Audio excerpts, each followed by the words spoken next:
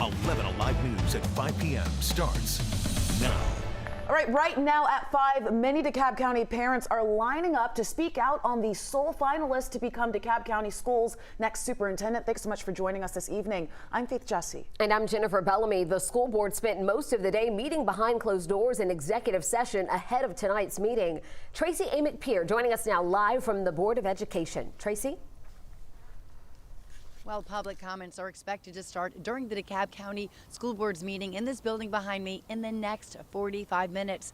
Now, many parents we spoke to say this finalist should not get the job, while the NAACP says they hope whomever does get hired has long enough on the job to be successful. DeKalb County has had 6 superintendents over the last 10 years, and tonight there is controversy over the sole finalist to take over as superintendent. Dr. Devin Horton has been superintendent of his current district in Evanston, Illinois, near Chicago since 2020. Some parents are concerned his current district is too small to have the right experience, with only 6,500 kindergarten through 8th grade students, while DeKalb County has 95,000 students from K through high school.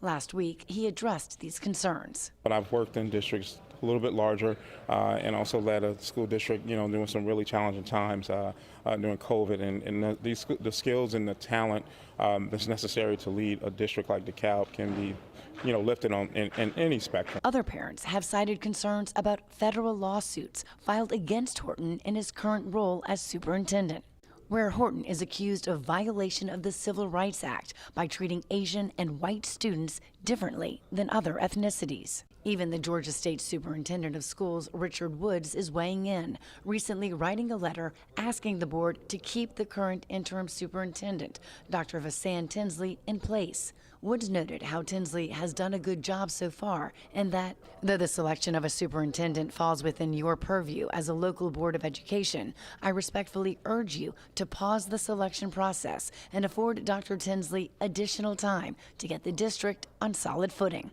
The newly appointed board chair, Dijon DaCosta Sr., sent this letter in response, stating that their board followed the policies and protocols in this search, adding, "We also want to express our appreciation to our interim superintendent, Dr. Vasan S. Tinsley, for her willingness to step in during this interim period." Now, as far as the final vote goes, the earliest the board could vote on this would be this Wednesday, but that planned vote must be announced 24 hours in advance, and so far, no announcement has been made. All right, Tracy, thank you so much.